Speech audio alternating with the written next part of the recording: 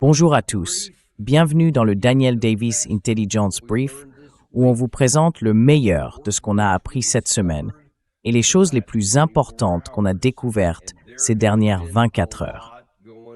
Et il s'est passé pas mal de choses ici. Alors, regardons d'abord ce qui s'est passé hier. On va en parler un peu plus en détail. On a eu la chance d'avoir Robert Barnes avec nous aujourd'hui pour nous donner un aperçu de ce qui a pu se passer dans la Situation Room. Mais avant qu'il n'y entre, vous vous souvenez peut-être qu'il avait publié un message sur Truth Social, dans lequel il disait deux choses très importantes. Je vais me concentrer sur la première. 2 points.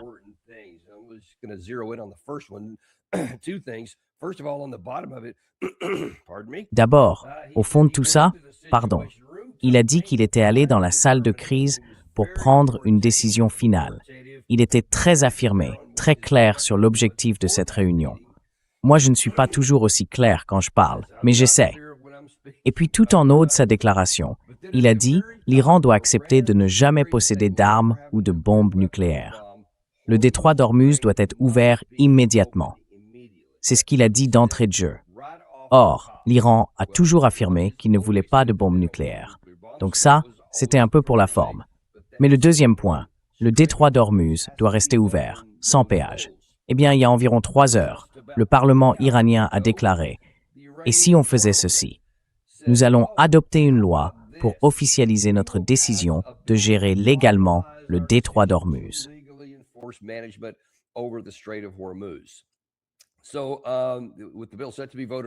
Alors, avec le projet de loi qui doit être voté, approuvé, puis transformé en loi, l'Iran dit en gros « Oui, peu importe ce que vous avez dit hier, voici ce que nous faisons. » Et bien sûr, il y a aussi des questions avec le sultanat d'Oman.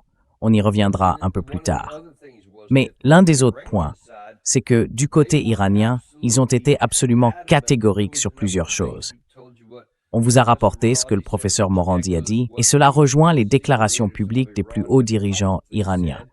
Il y a plusieurs points non négociables. Et hier, avec Nima al-Horshi, on vous a montré qu'il insistait sur le fait que, peut-être, le plus important de tous ces points non négociables, c'est la guerre menée par Israël contre le Hezbollah au Liban.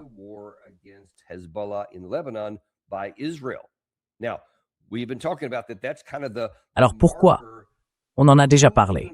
C'est un peu le point de repère. Qui va réussir à contrôler qui? Est-ce que le président Trump va contrôler Netanyahou ou est-ce que Netanyahou va contrôler Trump? Et voici le titre qui vient de tomber, juste avant qu'on prenne l'antenne. L'armée israélienne étend ses opérations dans le sud du Liban. Donc, quoi qu'il se soit passé en coulisses, quoi que le président Trump essaye de dire à qui que ce soit, voilà les faits, voilà les preuves. C'est ça qui compte le plus. Quelle est la réalité sur le terrain? Oubliez ce que disent les uns et les autres.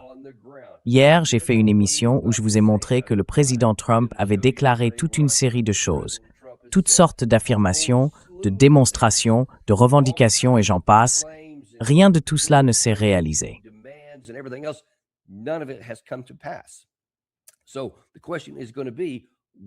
Alors la question, c'est où est-ce qu'on va maintenant? Et même avant de savoir où on va aller, voyons déjà ce qui s'est passé hier. J'aimerais accueillir M. Barnes. On est vraiment reconnaissant de l'avoir avec nous. C'est un avocat constitutionnaliste, très fin connaisseur de la politique, et c'est pour ça qu'on est ravis de l'avoir aujourd'hui. Il est aussi très bien connecté à Washington, même s'il vit dans le Tennessee. Vous pouvez le retrouver sur X et dans son émission avec Viva Fry sur vivabarneslaw.locals.com. Robert, je suis vraiment heureux de t'avoir avec nous aujourd'hui, surtout un samedi. Merci beaucoup d'avoir pris le temps. Bienvenue à nouveau dans l'émission.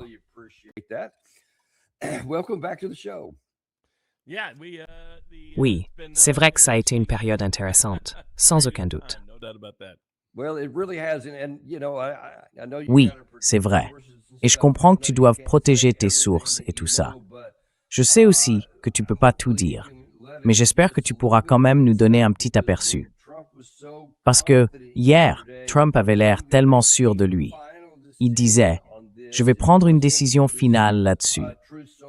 Il entre dans cette réunion à la Maison-Blanche, dans la salle de crise, et puis il en ressort. Et là, tout le monde dit qu'il n'y a pas de réponse. Il n'a rien publié d'autre sur Truth Social, du moins rien que j'ai vu il y a quelques minutes. Fox News ne dit rien, Newsmax non plus. Même Axios reste plutôt silencieux. Alors qu'est-ce qui se passe? Qu'est-il arrivé pendant cette réunion?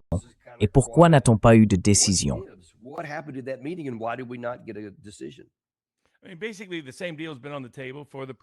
En gros, le même accord est sur la table pour le président depuis plus d'un mois, depuis le début du mois d'avril. L'accord initial de cessez-le-feu prévoyait un arrêt des combats partout, y compris au Liban et du côté d'Israël, et aucune forme de blocus. Et si le blocus était levé et qu'il y avait un cessez-le-feu au Liban, alors le détroit d'Ormuz restait ouvert à la navigation. Il y avait une sorte de redevance environnementale, peu importe comment on l'appelle, un droit de passage à payer. Mais à l'époque, c'était ça l'accord. Il ne prévoyait pas de libération de fonds, pas d'allègement des sanctions. Il exigeait seulement qu'il n'y ait pas de blocus et pas de guerre israélienne dans le sud du Liban. Israël a violé l'accord immédiatement. Israël a refusé de se retirer.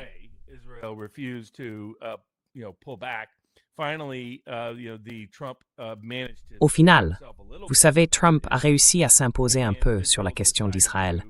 Et Israël a décidé d'instaurer une sorte de cessez-le-feu. Enfin, si on peut vraiment parler de cessez-le-feu. Ensuite, la vice-présidente, qui menait les négociations depuis un bon moment, a réussi à convaincre le président d'autoriser l'ouverture du détroit, en confirmant pleinement cette décision. Mais à la place, Trump a inventé de toutes pièces un accord qui n'existait pas et a choisi de maintenir le blocus. À partir de ce moment-là, le détroit est resté fermé. Et depuis, ce que fait l'Iran, c'est que dès que les États-Unis violent un accord, l'Iran en demande davantage. Ils savent qu'ils doivent faire payer à Trump le fait de ne pas respecter ses propres engagements. Et maintenant, ils exigent la libération des fonds. Et l'Iran n'agira que si une action est entreprise. Ils ne se soucient pas de savoir ce que Trump signe ou ne signe pas. Ça ne les intéresse absolument pas. Ce qu'ils veulent, c'est de l'action. Quand ils verront des navires sortir du blocus, quand ils verront le déploiement militaire américain revenir à ce qu'il était avant l'été 2025, c'est ce niveau-là qu'ils exigent. Et tant qu'ils n'auront pas reçu les fonds gelés par les États-Unis, directement ou indirectement, et tant qu'ils ne verront pas Israël se retirer du sud du Liban, ils n'ouvriront pas le détroit. Et ça, on leur a répété encore et encore. Yeah, exactly. And until they see Israel out of southern Lebanon, they are not opening up the strait. And this has been made clear again and again and again. And so, because of Trump's screw-ups, et donc, à cause des erreurs de Trump, l'Iran a été poussé à durcir ses exigences. Le vice-président, Vance, va amener Trump à accepter ses demandes, puis il changera d'avis. Parfois dans la journée, parfois d'un jour à l'autre, parfois même en quelques minutes.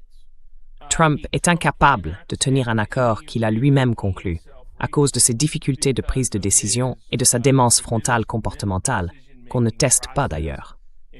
Et les tests dont on parle en ce moment, ces tests ne viennent pas du camp du président. Ils font semblant qu'il est en parfaite santé, que son bleu vient du fait qu'il serre trop de mains, des choses comme ça. C'est assez pitoyable, ce qui se passe dans le cabinet médical là-bas.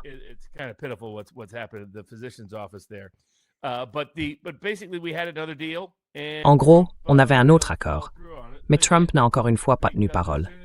Dès qu'il entend la moindre critique du lobby pro-israélien ou des gens de Fox News, il se replie aussitôt. Dès qu'on le compare à Obama, il panique, se met dans un coin et dit non, on va exiger quelque chose de totalement différent. Et maintenant, il prétend que l'Iran va accepter ça, alors qu'il sait très bien que l'Iran n'acceptera pas. La réalité, c'est que tant qu'on n'aura pas réduit nos opérations militaires au niveau où elles étaient avant l'été 2025, tant qu'on n'aura pas mis fin au blocus, tant qu'Israël ne se sera pas retiré du Liban, et tant qu'au moins 12 milliards de dollars d'avoirs iraniens gelés par les États-Unis ne seront pas revenus sur les comptes iraniens, le détroit restera fermé. Et l'économie mondiale, elle, continuera de s'approcher encore et encore du bord du gouffre.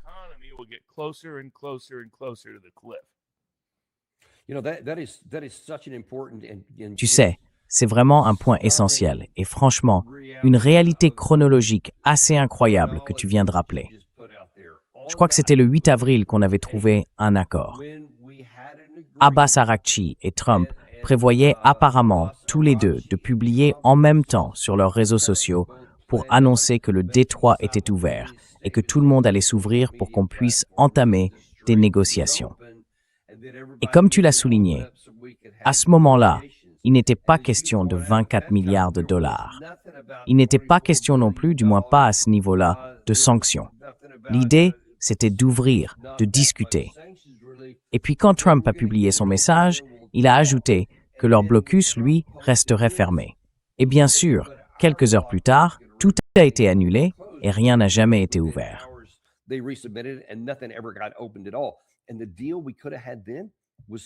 Et l'accord qu'on aurait pu avoir à l'époque était bien meilleur que tout ce qui est sur la table aujourd'hui. Parce que l'Iran, comme vous venez de le voir, ou comme les gens l'ont vu avec le message que j'ai publié il y a une seconde, celui d'hier soir, de ce matin, eh bien le Parlement iranien a déclaré « Écoutez, maintenant, on va simplement le codifier.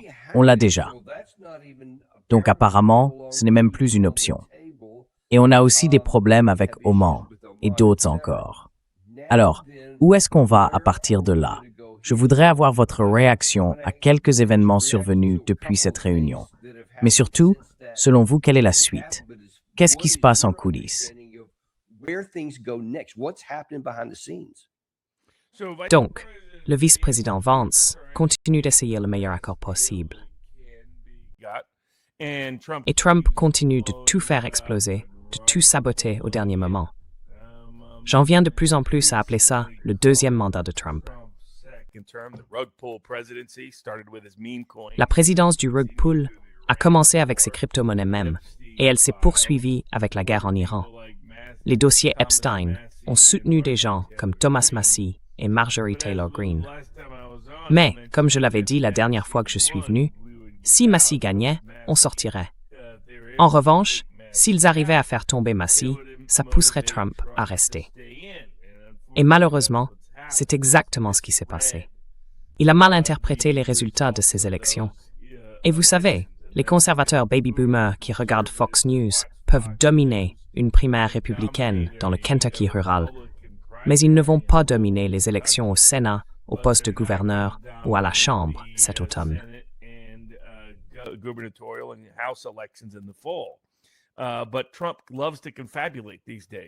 Mais Trump adore inventer des histoires en ce moment. Ses jours de bonne prise de décision sont derrière lui.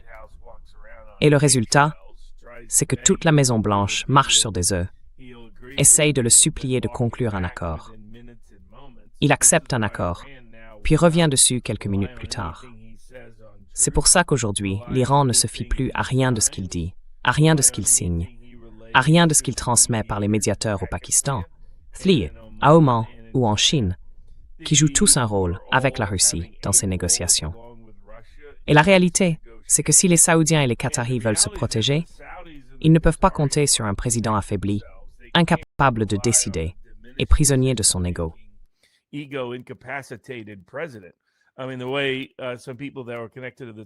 Je veux dire, la façon dont certaines personnes présentes aux réunions d'hier l'ont décrit, c'était « Trump n'aime plus le jouet. Trump jette le jouet. Trump crie jusqu'à ce qu'il ait un nouveau jouet. » En gros, c'est l'état d'esprit d'un enfant de 2 ans. C'est celui de mon petit-fils. Et malheureusement, c'est là où en est le président. Du coup, il n'arrive pas à le faire agir. Et maintenant, l'Iran ne se fiera plus qu'aux actes. Il se moque de ce qu'il dit, il se moque de ce qu'il signe. Il a trahi toute confiance, tout crédit sur ce plan-là.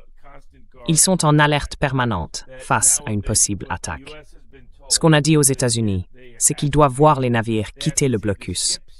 Ils doivent constater le début du retrait de notre présence militaire dans le Golfe pour revenir au moins au niveau d'avant l'été 2025. Summer of 2025 level. They need to see money in their bank accounts Ils ont besoin de voir de l'argent arriver sur leur compte bancaire et ils ont besoin de voir Israël quitter le sud du Liban. Tant qu'ils n'auront pas ces 4 éléments, le détroit restera fermé. Et franchement, c'est malin de leur part. Si les Saoudiens et les Qataris sont vraiment sérieux, ils doivent aller plus loin. Je sais qu'il y a eu des discussions en coulisses, surtout du côté qatari, sur la possibilité de fermer les bases militaires américaines dans la région d'ici un an. Ils doivent intensifier cette pression. Il faut que ce soit rendu public.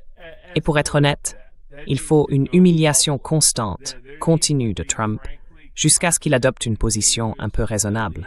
Sinon, il va précipiter l'économie mondiale dans le mur et entraîner le Parti républicain avec lui.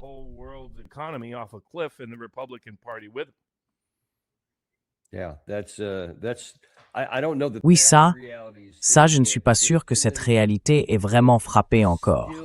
Parce que beaucoup de gens pensent toujours, je parle surtout des républicains, ceux qui sont en poste ou qui veulent l'être, qu'il ne faut surtout pas se mettre à dos Trump. Ils ont encore peur de le contrarier parce qu'ils croient qu'il garde un vrai pouvoir électoral, comme il l'a apparemment montré dans l'affaire Thomas Massie ici. Je sais qu'il y a une nuance que vous venez de mentionner, mais l'impression générale, c'est que tout le monde a encore peur de s'opposer à ça.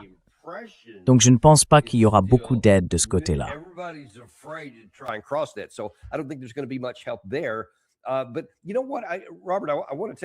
Mais tu sais quoi, Robert? J'aimerais qu'on regarde un peu ce qui pourrait se passer ensuite, avec toutes ces forces contraires ici à Washington, qui tirent Trump dans des directions différentes. Mais je veux vraiment remettre tout ça en perspective. On vient de parler de la distance entre le 8 avril et ce qu'on peut probablement obtenir maintenant. Laisse-moi te montrer d'où on est parti au tout début. D'abord, il y avait Barclay, Rubio et Steve Witkoff. Ils présentaient la justification de la guerre et ils en exposaient aussi les objectifs. Regarde ça. Ils fabriquent des médicaments. Il y avait bel et bien une menace imminente. Et cette menace, c'était que nous savions que si l'Iran était attaqué, et nous pensions qu'il le serait, il viendrait immédiatement nous frapper. Et nous n'allions pas rester là, à encaisser le coup avant de réagir. Le département de la Défense avait estimé que si nous faisions ça, si nous attendions qu'ils nous frappent après avoir été attaqués par un autre, disons si Israël les attaquait, et qu'ils s'en prenaient à nous, alors que nous attendions leur coup, nous subirions beaucoup plus de pertes et de morts.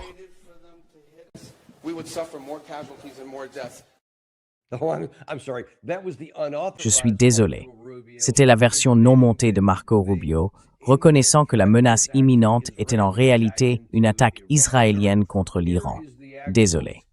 Voici maintenant les déclarations réelles, ensuite corrigées par Rubio et Witkoff.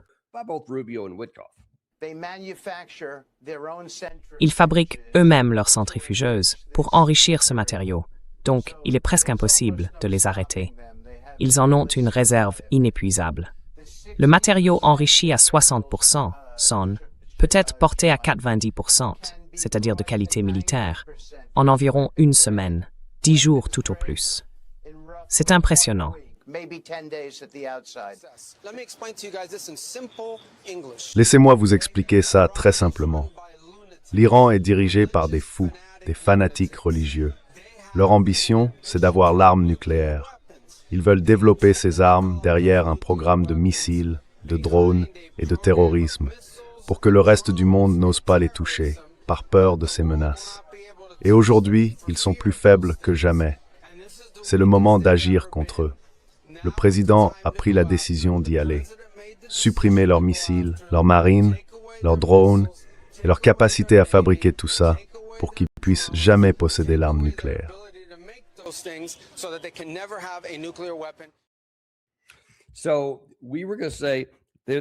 Alors on avait dit qu'ils ne pouvaient pas avoir de missiles, pas de marine, pas de drones, pas d'industrie et rien du tout en matière nucléaire. C'est ce qu'on avait fixé.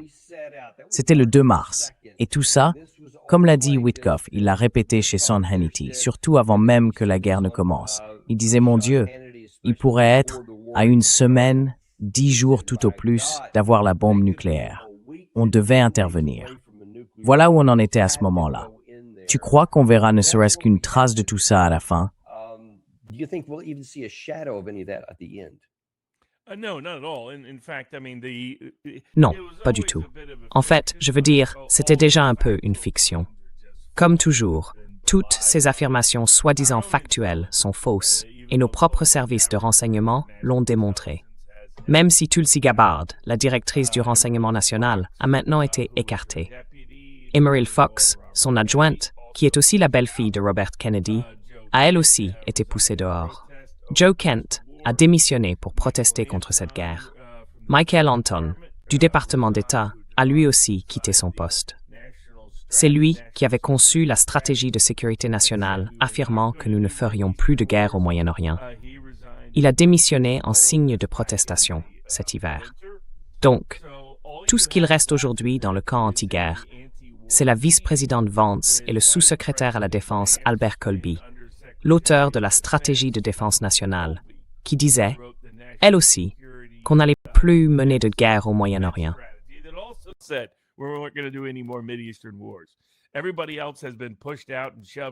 Tous les autres ont été écartés, poussés dehors, chassés par le lobby israélien et par les décisions erratiques de Trump. Peu importe ce que vous avez pu entendre publiquement de la part de ces gens ou de leurs représentants, voilà la réalité. La vérité finira par sortir.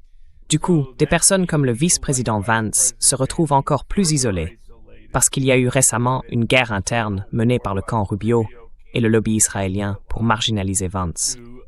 Ils ont fait des fuites vers des médias liés à Murdoch, comme le Daily Mail, le New York Post ou encore le Wall Street Journal, et ainsi de suite. Vance, lui, se concentre maintenant sur ses propres ambitions présidentielles pour 2028, parce qu'il voit bien ce qui se profile. À ce rythme, les républicains se feraient balayer aux élections de mi-mandat et en 2028, principalement à cause de cette guerre. Et c'est ça qui le motive. Les services de renseignement et le Pentagone ont répété à plusieurs reprises au président, tout comme la secrétaire à l'énergie, Mme Wright, que cette impasse ne peut pas durer. Nous n'avons pas d'option militaire d'escalade qui soit viable pour atteindre les objectifs précis que vous avez évoqués. Il n'existe plus non plus de mécanisme diplomatique pour y parvenir. Certains de ces objectifs auraient pu être atteints avant la guerre, mais plus maintenant. Il n'y a pas non plus de levier économique suffisant, parce que nous subissons bien plus de pression économique que les Iraniens. Les Iraniens ont déjà survécu à des conditions bien plus dures, notamment quand une partie de leur pétrole ne sortait plus pendant la période du Covid, sous les sanctions de 2019, et aussi pendant celle de 2013, qui étaient bien plus restrictives qu'aujourd'hui.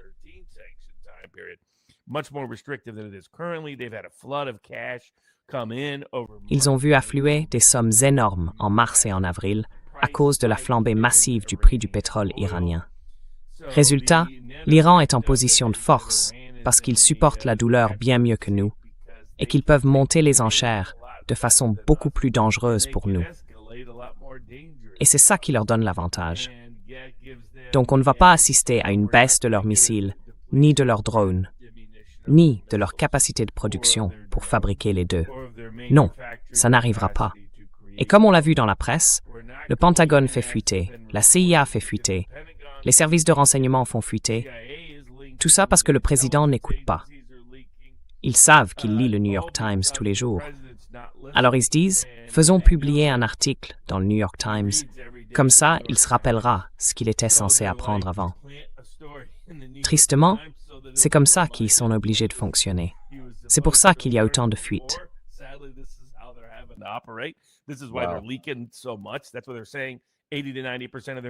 C'est ce qu'ils disent. 80 à 90% de leur capacité de missiles est toujours là. 80 à 90% de leur capacité de drones aussi. Leur véritable force aérienne, ce sont leurs missiles et leurs drones. Et leur véritable marine, ce sont les drones sous-marins, les vedettes rapides. les mini-sous-marins. Tout ça est encore là, pleinement opérationnel, tout à fait capable de causer encore d'énormes dégâts aux intérêts économiques des États-Unis et du monde. Trump en a été informé à plusieurs reprises. L'armée dit qu'il n'existe aucune option militaire viable. Donc il sait qu'il n'a pas d'autre choix que de se retirer ou de conclure un accord. Mais il ne signera jamais un accord qui ressemble, même de loin, à celui d'Obama. En réalité, la seule option que le président a aujourd'hui pour limiter les dégâts, c'est de se retirer. Mais il ne veut pas le faire sans sauver l'abord.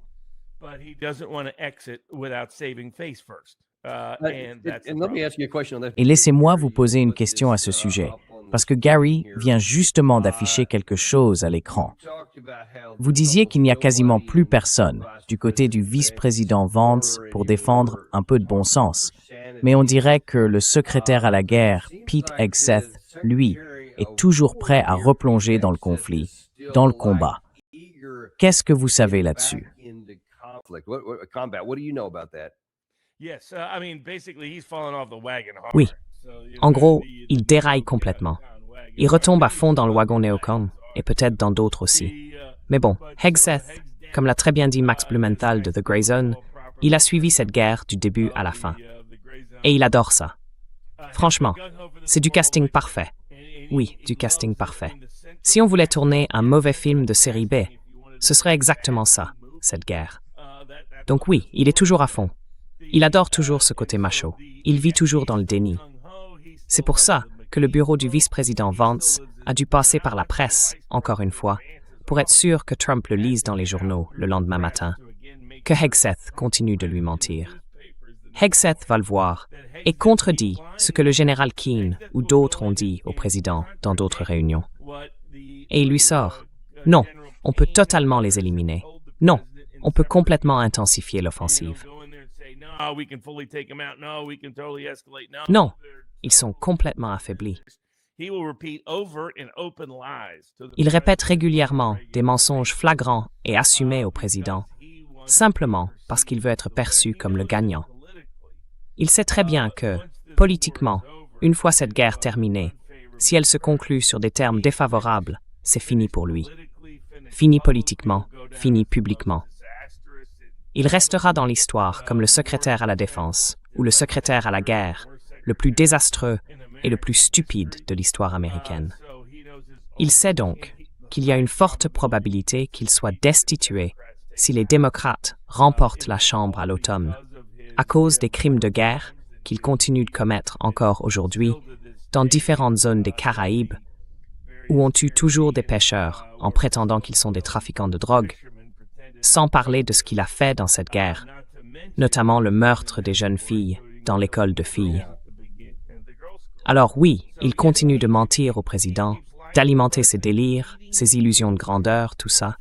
Il lui fournit de fausses informations, de faux renseignements, et il représente un obstacle majeur à tout accord de paix, même si tout le monde au Pentagone est en désaccord avec lui et a déjà dit au président que Hegseth lui ment.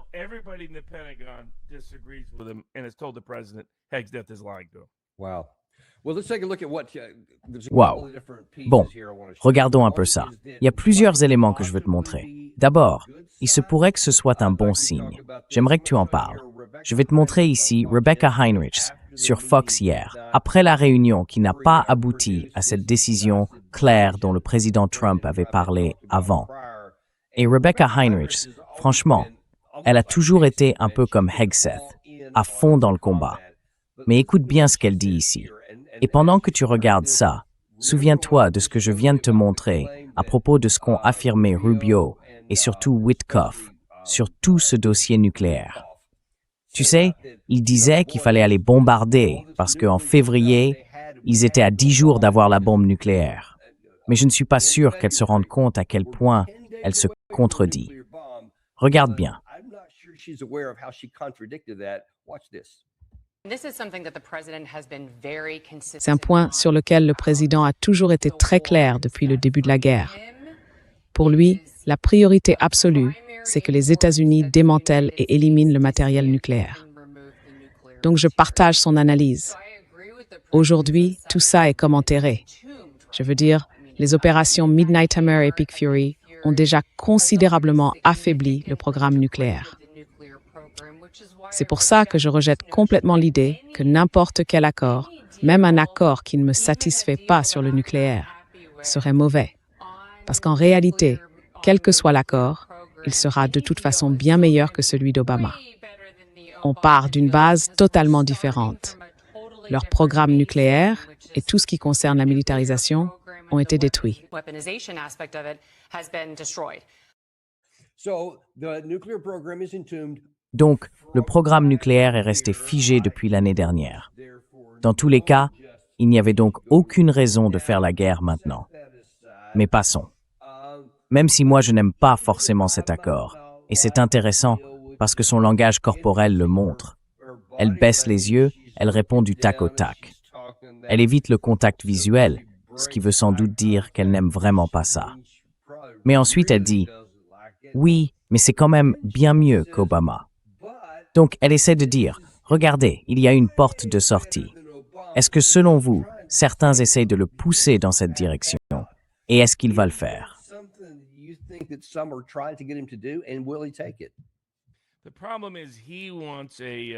Le problème, c'est qu'il veut un trophée. Toute cette histoire de matière nucléaire enrichie, c'est une question de trophée. C'est pour ça que, même si l'Iran avait proposé à plusieurs reprises, avant la guerre, comme il l'avait déjà fait par le passé, de transférer son stock de matière enrichie vers la Russie, et que la Russie avait accepté, et en avait parlé au président, le président Poutine avait fait cette proposition au président Trump. Et Trump refuse maintenant même d'y réfléchir. La raison, c'est qu'il veut le trophée pour lui tout seul. Comme un enfant qui veut un nouveau jouet. Et si l'enfant n'a pas son nouveau jouet, il bombarde quelqu'un. Voilà où on en est. C'est comique, mais comique à la manière de Dr. Folamour.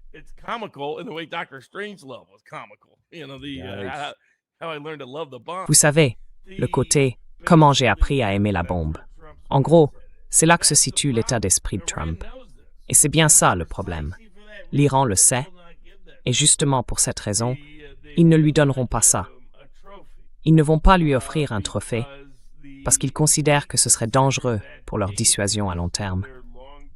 Ils ont besoin que le monde voie les États-Unis renoncer, et qu'ils soient perçus, non pas seulement aux États-Unis, mais dans le monde entier, comme ayant subi un échec stratégique et une humiliation sur la scène internationale, parce qu'ils pensent que c'est la meilleure forme de dissuasion dont ils disposent.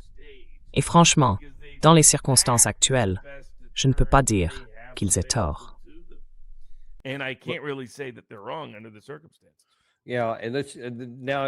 Oui.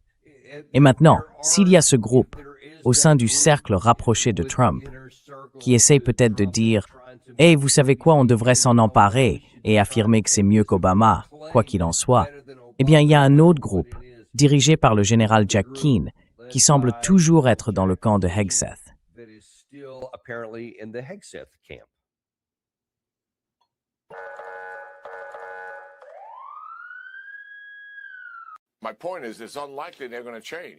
Ce que je veux dire, c'est qu'il est peu probable qu'ils changent. Peu importe l'accord qu'on mettra sur la table, à la fin, ils voudront récupérer tout ce qu'ils ont perdu et revenir à leur objectif initial. Donc dans cet accord, et nos négociateurs le savent très bien, il faut absolument prévoir des clauses pour empêcher au maximum que ça se produise. Deuxième point, on sait qu'ils vont tricher. Regardez ce qui se passe, rien que cette semaine, avec la violation du cessez-le-feu dans le détroit d'Ormuz. Qui fait ça? Ce sont les Iraniens. Et on a dû réagir. Regardez ce qu'ils ont fait au Liban. Le cessez-le-feu a commencé le 8 avril, et depuis cette date, en moins de 2 mois, ils ont tiré plus de 900 roquettes et missiles sur le nord d'Israël. Plus de 1200 drones ont aussi été lancés vers le nord d'Israël. Tout ça depuis le 8 avril.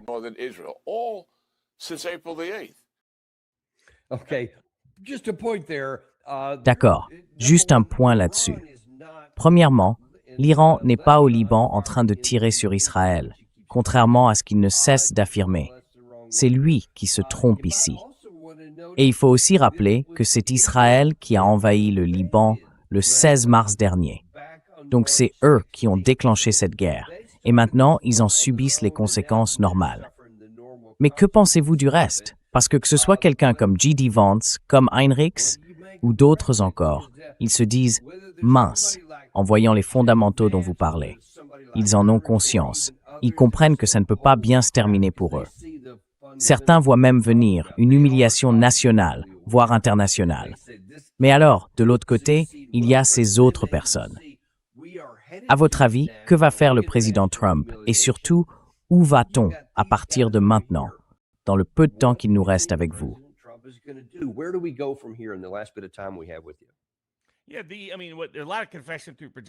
Oui, enfin, c'est beaucoup d'aveux par projection, aussi bien de la part du général Keane que du président Trump.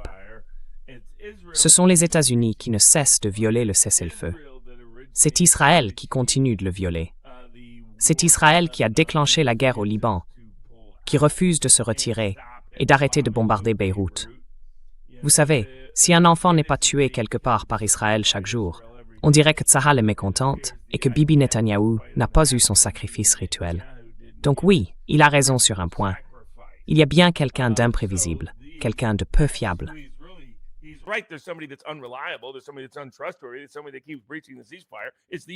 Il y a quelqu'un qui ne cesse de violer le cessez-le-feu.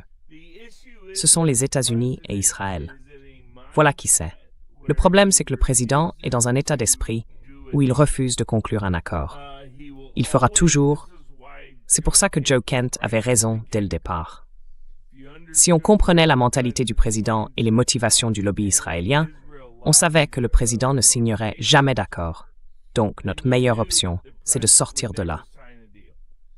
Je veux dire, le président en est même venu à demander autour de lui s'il pouvait renvoyer la vice-présidente, parce qu'il était furieux que Vance ne soit pas d'accord avec lui sur la guerre en Iran. Et là, on se dit non. Les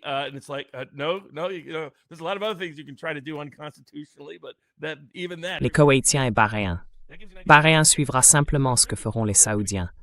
Les Émiratis, eux, sont encore d'accord, parce que ces types sont complètement dingues.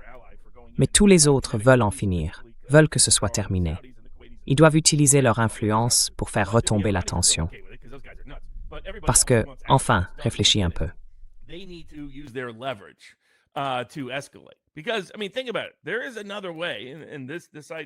Il y a une autre voie, et cette idée a déjà été évoquée avec le président. La manière dont l'Iran pourrait vraiment humilier Trump, ce serait, disons, en concluant un accord avec le Pakistan ou un autre pays. Imaginons qu'ils décident de le faire. La raison pour laquelle ils ne veulent pas d'armes nucléaires, c'est une forme d'auto-limitation. Ce n'est pas à cause des sanctions étrangères, ni d'autres choses. Oui, c'est vrai. Ils pourraient vraiment obtenir l'arme nucléaire s'ils le voulaient. Mais leurs propres services de renseignement ont conclu qu'ils ne le souhaitaient pas, à la fois pour des raisons religieuses. Il y avait une fatwa contre cela, qui n'est plus en vigueur depuis que nous avons assassiné l'ayatollah, mais aussi parce qu'ils ne veulent pas déclencher une course aux armements, une course nucléaire au Moyen-Orient. Ils savent très bien que si les Saoudiens s'y mettent, les Turcs suivront. Et là, on a un vrai problème.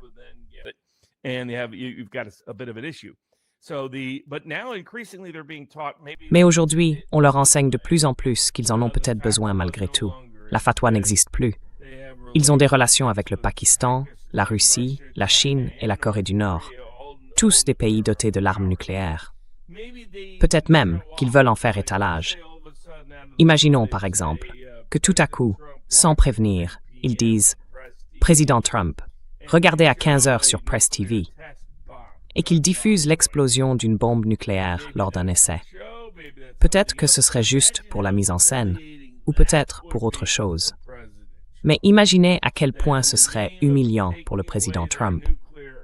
Au nom du désarmement nucléaire, il aurait en réalité inspiré et conduit à l'obtention d'une arme nucléaire. Ce serait l'humiliation suprême pour le président. Cette idée a d'ailleurs été évoquée avec lui la semaine dernière, comme une possibilité réelle.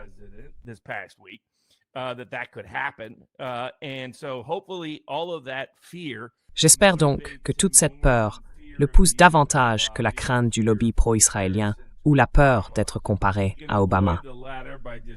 Il peut éviter cette dernière en ne concluant tout simplement pas d'accord, mais qu'il se retire et qu'il laisse le Qatar servir d'intermédiaire pour libérer les fonds. Comme ça, il pourra dire qu'il n'a pas envoyé d'argent, que c'est le Qatar qui l'a fait, même si, en réalité, c'est bien notre argent qui passe par les banques qataries.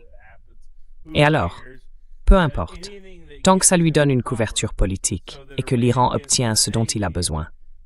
Mais il doit adopter la stratégie de Reagan. Quelle était la stratégie de Reagan après les attentats de Beyrouth? Se retirer et dire à Israël de se calmer. Tant qu'il ne fait pas ces deux choses, cette guerre va continuer, l'impasse va durer et l'économie mondiale va se rapprocher, petit à petit, de l'explosion.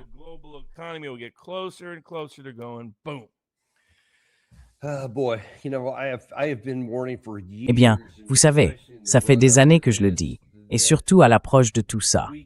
On risque, d'une manière complètement absurde, de pousser l'Iran à se doter de la bombe. Exactement ce qu'on prétend vouloir empêcher depuis toujours. On pourrait les y pousser nous-mêmes. Je prie Dieu pour que ce qu'on a dit au président ne se réalise pas et qu'on ne découvre pas qu'on a franchi cette ligne. Parce que, franchement, le jour où ça arrivera, le monde ne sera plus du tout le même. Pas dans ma vie, en tout cas. Et c'est vraiment pas quelque chose dont on a besoin.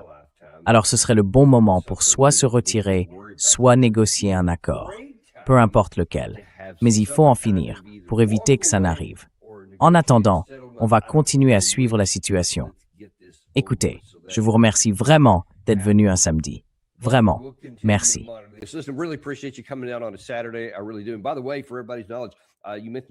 Et d'ailleurs, pour que tout le monde soit au courant, tu as mentionné Joe Kent plusieurs fois.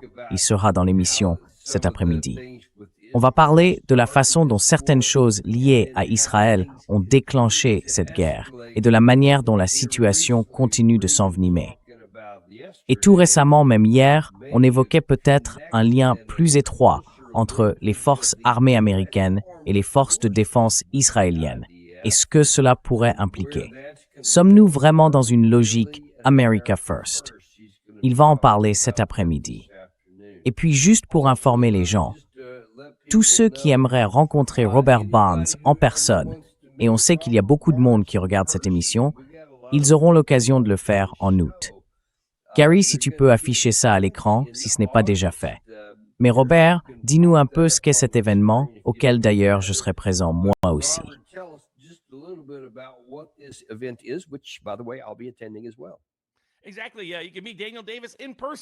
Exactement, oui.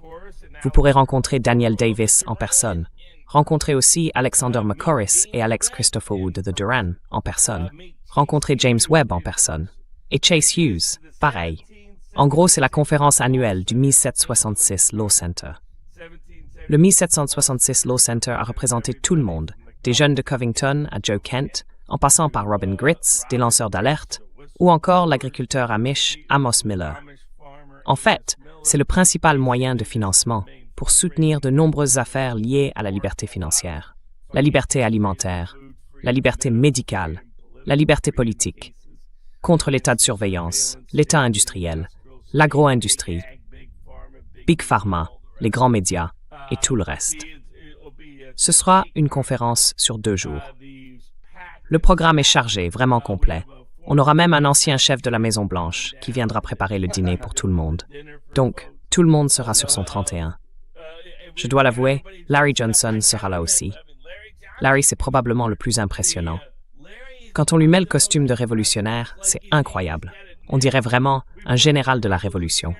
Franchement, il a ça dans le sang. Oui, c'est clair qu'il le fait. Oui, mais regarde-le.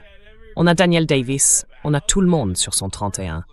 Alexander McCorris a vraiment l'air d'un général né pour ça. James Webb, lui, on dirait un colonel prêt à monter sur scène. Mais Larry Johnson, franchement, c'est lui qui a l'air le plus dur à cuire de tout le groupe. Alors, respect à Larry, c'est clairement lui qui a la meilleure allure. Vraiment. C'est génial. Mais c'est tout. 1776 lawcenter.com 1776lawcenter.com. Oui, regardez vers l'avenir. Venez tous nous voir, franchement. Vous pourrez rencontrer Robert Barnes, Larry Johnson, Alexander McCorris en personne. Franchement, quel que soit le prix, c'est vraiment abordable. Alors n'hésitez pas à nous rejoindre. On a hâte de vous voir en août. Et merci beaucoup d'avoir été avec nous un samedi. C'est vraiment apprécié. For joining us on a Saturday. Really appreciate it. Merci à tous. But that's not all the news that we have. So let's continue on. Mais ce n'est pas tout ce qu'on a comme nouvelles. Alors, on continue. Même dans les dernières 24 heures, on avance encore sur le dossier de la guerre entre la Russie et l'Ukraine, en essayant de comprendre ce qui va se passer. Vous vous souvenez peut-être que dans l'émission d'hier, on avait parlé de Sergei Lavrov, qui avait tenu des propos très fermes, à la fois contre Kiev et peut-être même contre l'Europe. Dmitri Polyansky, l'ambassadeur russe auprès de l'OSCE, sur notre émission et ailleurs dans les médias russes, faisait aussi des déclarations très provocatrices. Karaganov, encore plus provocateur que ça, dans l'émission de Glenn Deason. Eh bien, hier, le président Poutine devait faire une déclaration à la presse et tout le monde se demandait « Bon, qu'est-ce qui va se passer ?» Parce qu'on s'attendait à ce qu'il mette le coup de grâce à tout ça. Mais au lieu de ça, il a plutôt adopté une attitude un peu plus passive.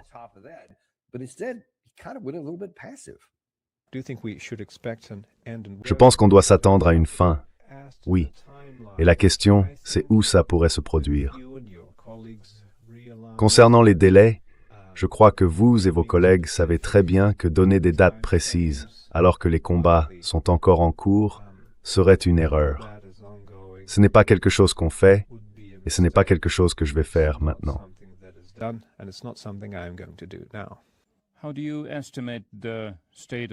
Comment j'évalue l'état des négociations, compte tenu de ce qui s'est passé à Starobelsk et du fait que le président Trump est occupé par d'autres affaires? Eh bien, disons que c'est en pause, comme on dit.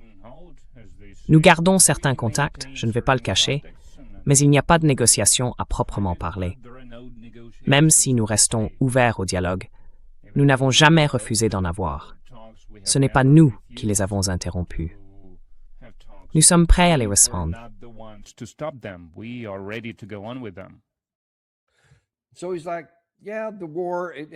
Alors lui, il dit « oui, la guerre ». Et dans d'autres de ses déclarations, il parle de l'opération militaire spéciale, qui finira par se terminer. Il dit pas quand, mais bon, un jour ou l'autre. Et à propos de l'Europe, il dit qu'il leur parle, mais qu'en réalité, ils n'écoutent pas vraiment. Enfin, ils essaient de trouver rien à voir avec ce que disaient les autres. Et encore une fois, on entend beaucoup dire qu'il se prépare quelque chose d'important à Kiev, quelque chose d'une ampleur qu'on n'a encore jamais vue depuis le début de la guerre.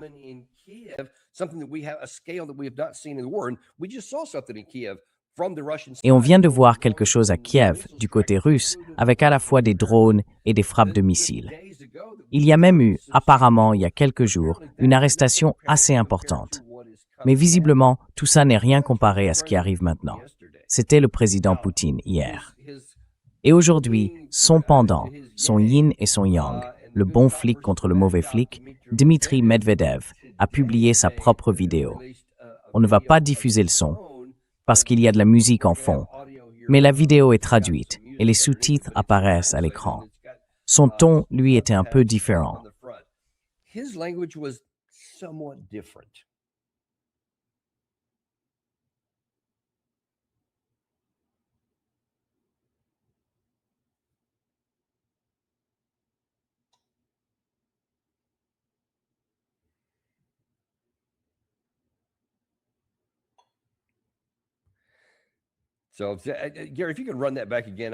Alors Gary, si tu peux repasser ça, je vais le lire à voix haute, au cas où certains n'auraient pas pu le lire.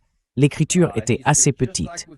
Il dit, tout comme pour l'attentat terroriste à Starobelsk, le sang est sur les mains d'ordures comme Ursula, Merz, Macron, Starmer et tous les autres parasites répugnants. Alors ferme-la. T'as encore rien vu. Et puis, bien sûr, là on voit ces missiles intercontinentaux. Je crois que la plupart, voire tous, sont des armes nucléaires. Ensuite, ils se moquent, tu vois, à travers l'intelligence artificielle et tout ça, de ce que ces types pensent. Mais encore une fois, ça ressemble vraiment à du Karganov.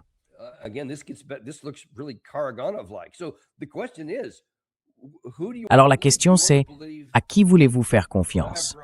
Vous voulez croire Lavrov, Karganov, Polyansky et Medvedev, ou le Poutine plus réservé?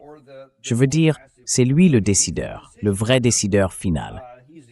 Mais le fonctionnement du système russe, ce n'est pas celui d'un dictateur, contrairement à ce que beaucoup en Occident aiment dire.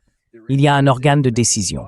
Rien ne sort sans approbation. Il faut bien comprendre ça. Ce n'est pas comme si chacun faisait cavalier seul, avec Poutine qui dirait une chose, Medvedev une autre, et les diplomates encore autre chose. Croyez-moi, tout ça est parfaitement coordonné.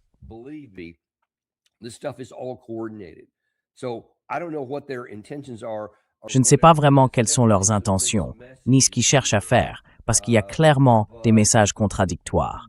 Mais on m'a dit qu'il y avait beaucoup de trafic ferroviaire, beaucoup de circulation sur les routes aussi. Ce qui laisse penser qu'une grande quantité de matériel militaire et de munitions, surtout des missiles, ont été déplacés et regroupés à différents endroits à l'intérieur de la Russie. Et ça pourrait vouloir dire que quelque chose de très important se prépare. On va devoir attendre pour voir comment tout ça va évoluer. Mais franchement, ça ne donne pas une impression très rassurante. Je vous le dis simplement, peut-être que Poutine se dit qu'il ne veut pas encore donner de signes pour le moment.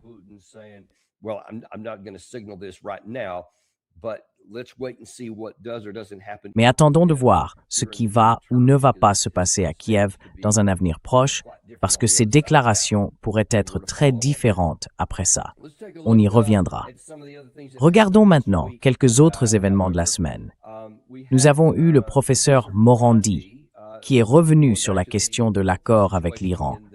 Il est venu nous dire, écoutez, quand cette guerre a commencé, parce que je lui avais demandé, vous savez, avant que cette guerre ne démarre, que ce soit lors de l'assassinat de Soleimani ou quand votre ambassade a été frappée par Israël en Syrie, la réaction de l'Iran avait été plutôt tiède, sans volonté d'escalade. Où en est-on aujourd'hui? Voici ce qu'il nous a répondu.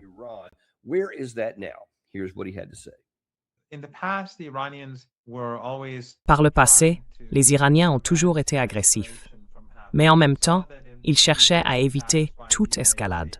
On l'a vu lors des précédentes attaques des États-Unis contre la souveraineté iranienne, quand le régime israélien a bombardé nos ambassades en Syrie il y a quelques années, ou encore quand les Américains ont assassiné le général Soleimani il y a quelques années aussi, en Irak, à l'aéroport international de Bagdad, juste à côté de l'aéroport.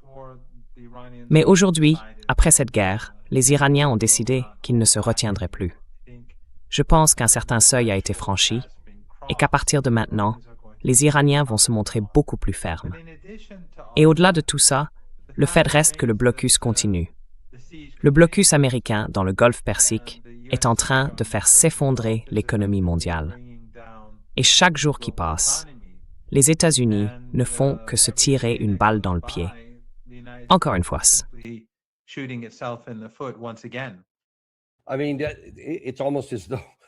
On a presque l'impression que c'était en direct et qu'il venait littéralement de regarder Robert Barnes, parce que ça reprend exactement ce que Robert Barnes vient de dire ici, en direct dans l'émission. L'Iran connaît la situation. Ils sont lucides, pleinement conscients de tous les éléments en jeu. Et comme l'a dit le professeur Morandi ailleurs pendant cette émission, l'Iran souffre. Il a dit que ce n'est pas une plaisanterie. Le blocus américain n'est pas sans conséquences. L'inflation est très élevée, le chômage aussi. Les gens traversent de grandes difficultés. Il a dit qu'il souffre, c'est évident. Mais il a ajouté, nous savons ce que c'est que souffrir. Nous avons beaucoup d'expérience en la matière.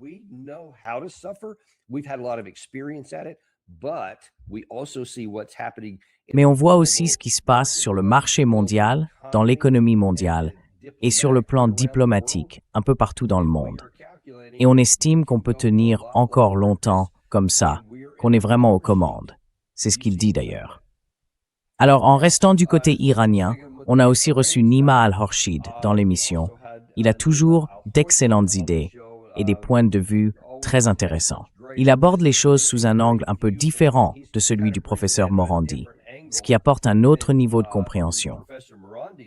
Et là, il explique qu'en ce moment, le camp iranien n'a pas besoin d'escalader militairement. Ils peuvent simplement observer, laisser les choses se dérouler ou se dénouer selon la tournure que ça prendra.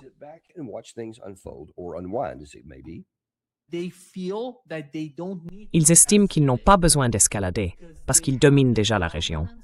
Ils n'ont pas besoin d'attaquer qui que ce soit. Mais si les États-Unis les attaquent, ils peuvent répondre de manière appropriée. C'est pour eux la situation telle qu'ils la comprennent aujourd'hui.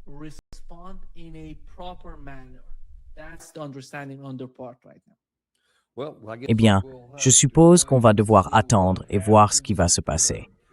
Apparemment, le président Trump devrait faire une sorte d'annonce cet après-midi. Ça ne va pas changer. Désolé de vous interrompre. Imaginons que Donald Trump annonce qu'on a trouvé une sorte d'accord ou de compromis. Eh bien, ça ne changera rien à la réalité, colonel.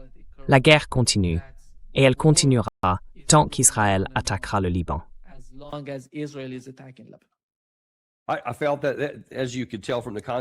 J'ai eu le sentiment, comme on peut le comprendre d'après le contexte, que c'était pendant que le président Trump se trouvait dans la salle de crise hier. Et j'ai trouvé ça vraiment intéressant, la façon dont Nima a dit « Ace Confladi ». On s'en fiche complètement. Peu importe ce qui sortira ou non de là, ça ne change rien pour nous. Ils suivent une trajectoire qu'ils estiment pouvoir maintenir et sur laquelle ils pensent pouvoir réussir avec le temps.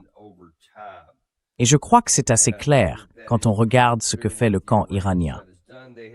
Ils n'ont cessé de répéter, et j'ai montré hier certains commentaires publiés sur les réseaux sociaux par leurs conseillers militaires de haut niveau au sein même du gouvernement, qu'ils sont absolument prêts pour la guerre. Ghalibaf, leur principal diplomate, a d'ailleurs déclaré que si cela ne pouvait pas se régler par la négociation, alors il l'obtiendrait par des moyens militaires.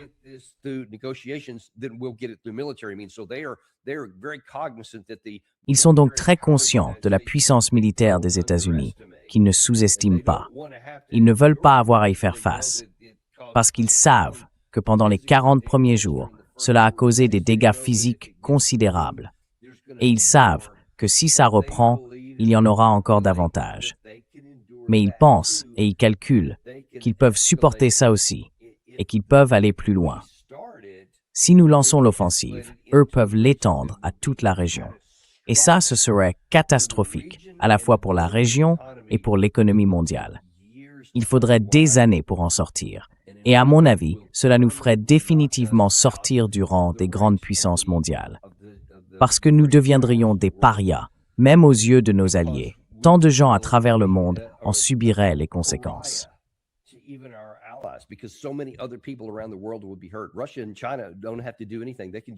La Russie et la Chine n'ont même pas besoin de faire quoi que ce soit.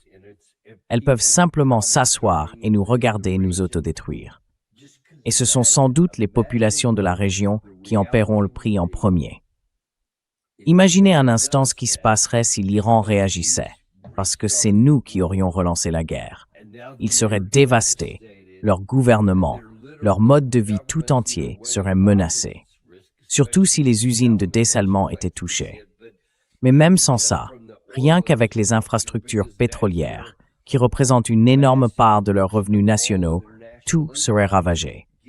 Et ils se retrouveraient au bord de l'effondrement, simplement parce que nous aurions choisi de mener une guerre qui n'avait jamais besoin d'être menée.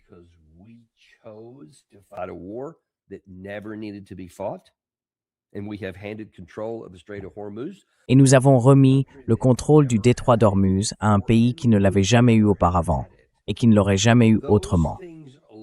Rien que ça va provoquer une profonde remise en question, un réajustement du rôle de l'Amérique dans le monde et de la manière dont les autres vont l'apercevoir.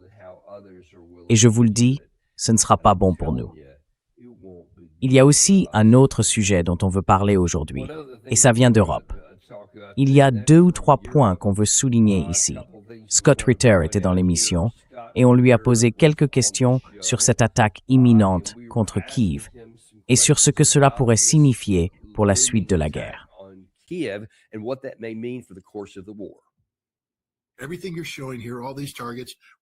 Tout ce que vous montrez ici, toutes ces cibles, participaient à la fabrication des drones FPV-1, les drones utilisés pour frapper l'Institut pédagogique de Starobelsk.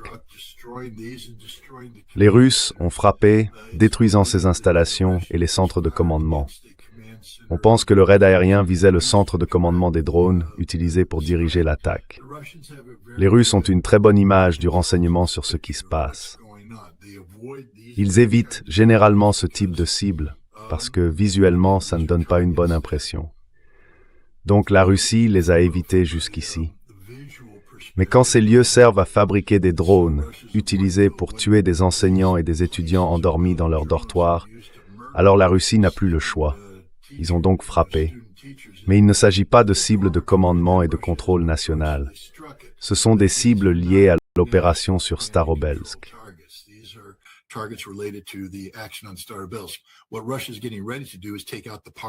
Ce que la Russie se prépare à faire, c'est éliminer le Parlement, éliminer l'administration présidentielle, éliminer le ministère de la Défense, éliminer les principales infrastructures du gouvernement ukrainien. Ils vont effacer le gouvernement de l'Ukraine, au moins son infrastructure. Bien sûr, ils seront évacués, les gens vont fuir. On appelle ça secouer l'arbre, mes amis. J'ai fait ça comme métier. Vous faites exploser ces cibles. Et maintenant, ils doivent tout recharger. Et la Russie dispose d'un bon renseignement.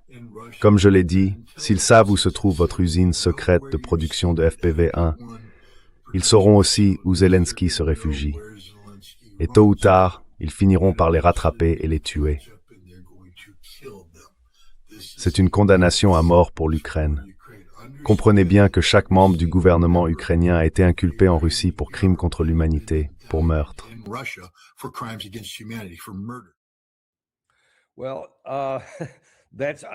Eh bien, ça se passe de commentaires.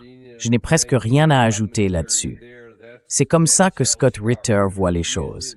Il est très bien connecté, il connaît beaucoup de monde en Russie, et on vous a déjà montré plusieurs déclarations publiques faites par des responsables russes. À mon avis, ils sont vraiment sérieux à ce sujet. Et encore une fois, s'il se passe quoi que ce soit, même pendant le week-end, vous pouvez compter sur nous. On viendra vous en parler tout de suite. Mais je peux vous dire qu'il y a quelqu'un que ça a clairement interpellé, et c'est Volodymyr Zelensky, plus tôt dans la journée.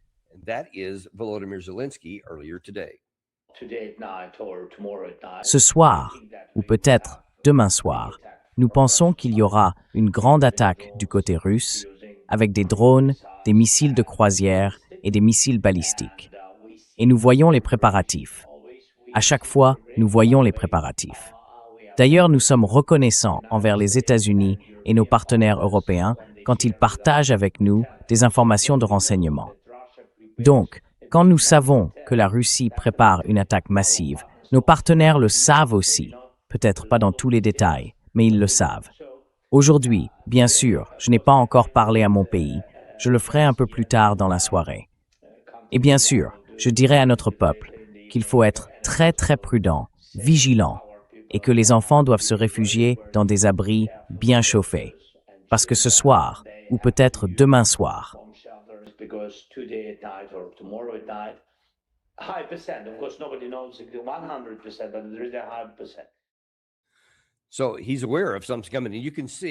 donc, il sait que quelque chose se prépare.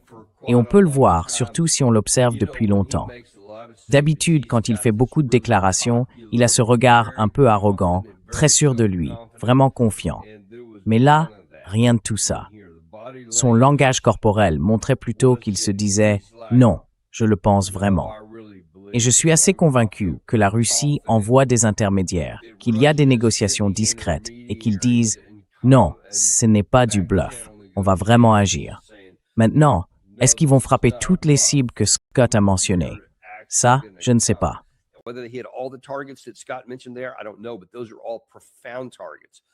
Mais tout ça, ce sont des cibles majeures, parce qu'il a parlé du ministère de la Défense, du ministère des Affaires étrangères, du Parlement, du palais présidentiel, et ainsi de suite. Des cibles principales. Et j'ai aussi entendu dire ailleurs qu'ils pourraient viser des centres économiques, des banques, bref, tout ce qui pourrait paralyser la capacité du pays à faire du commerce. Donc, ça pourrait être quelque chose d'énorme, ou une combinaison de tout ça. Ou peut-être moins que ça. Pour l'instant, tout ça reste de la spéculation.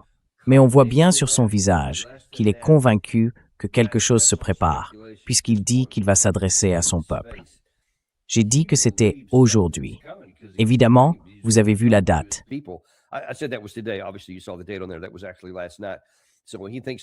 C'était en fait hier soir.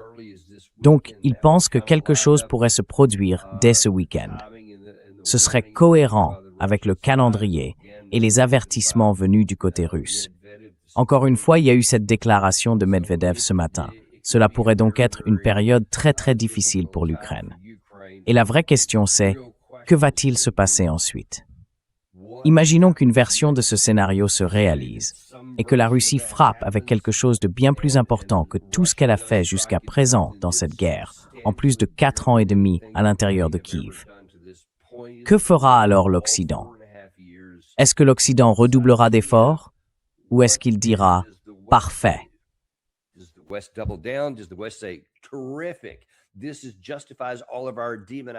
Ça justifie toute notre diabolisation de la Russie depuis le début. Et maintenant, on peut obtenir encore plus de financement militaire. On peut avoir plus d'armes, renforcer encore davantage la base industrielle de défense, et ainsi de suite. Et puis, ils ne font qu'intensifier la rhétorique. Ou bien, est-ce qu'ils se rendent compte que ces cibles pourraient se déplacer vers l'Ouest? Que ces mêmes systèmes d'armes, ces mêmes missiles, ces mêmes avions qui larguent toutes ces bombes pourraient simplement viser plus à l'Ouest? Et que, tout comme il n'y a plus vraiment de défense aérienne efficace au-dessus de Kiev, l'Ouest, lui, n'a presque rien. Je ne suis même pas sûr que l'Ouest ait autant de défense aérienne, d'après ce que j'ai lu, que les Ukrainiens eux-mêmes.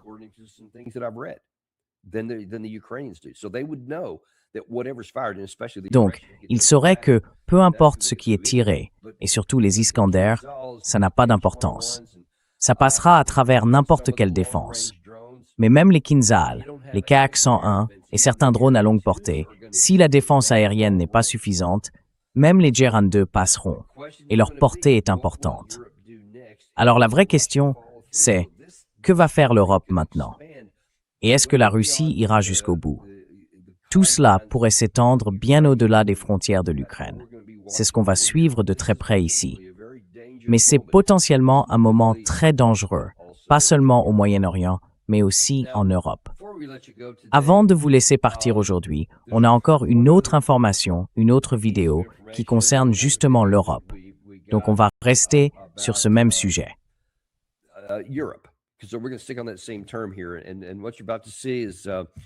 Ce que vous allez voir maintenant, c'est une mise en scène, une sorte d'imagination de quelqu'un sur ce à quoi ça pourrait ressembler, en lien avec cette histoire de drone dont on a parlé. Vous en avez peut-être entendu parler. Moi, j'en ai pas beaucoup parlé parce que franchement, c'était assez secondaire.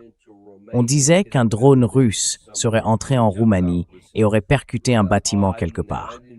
Et je me suis dit, enfin, je n'en ai pas parlé, parce que si la Russie voulait vraiment frapper la Roumanie, elle n'enverrait pas un seul drone sur un bâtiment au hasard. Ce serait une cible importante. Donc, j'ai un peu laissé tomber cette histoire. Mais ça a quand même beaucoup agité les Européens. Du coup, quelqu'un a monté une vidéo pour imaginer comment les grandes puissances européennes, donc la France et l'Allemagne, auraient réagi et comment Poutine aurait répondu.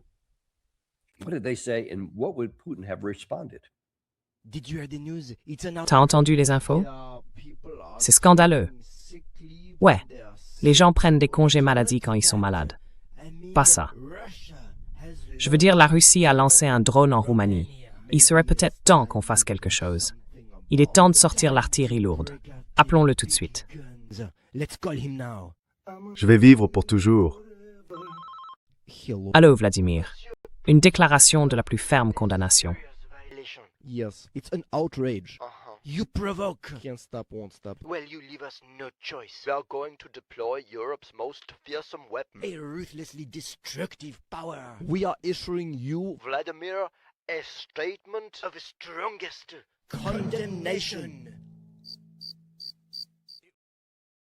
I'm sorry, especially when we're talking about war and Je suis désolé, surtout quand on parle de guerre, de paix et tout ça.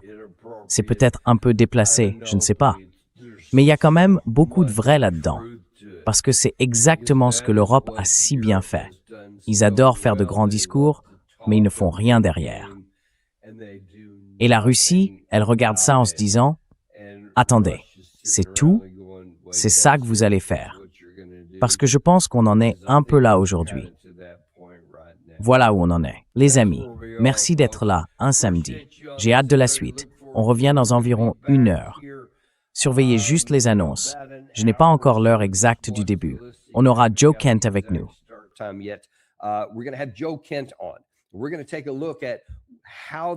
Nous allons examiner comment le processus israélien dans notre guerre contre l'Iran a joué un rôle démesuré depuis le tout début et continue encore aujourd'hui. Même s'il a démissionné pour protester et a mis beaucoup de choses en lumière, des événements se déroulent sur le terrain en ce moment même. Vous devez connaître la vérité et nous allons vous la donner avec Joe Kent dans un instant dans le Daniel Davis Deep Dive. À tout de suite. Vous savez, je ne cherche pas à vous convaincre d'acheter de l'or, ni à vous dire comment gérer votre portefeuille boursier. Mais il y a une façon de nous aider. Abonnez-vous, mettez un j'aime et partagez cette vidéo avec quelqu'un que vous aimez. and share this with somebody you love.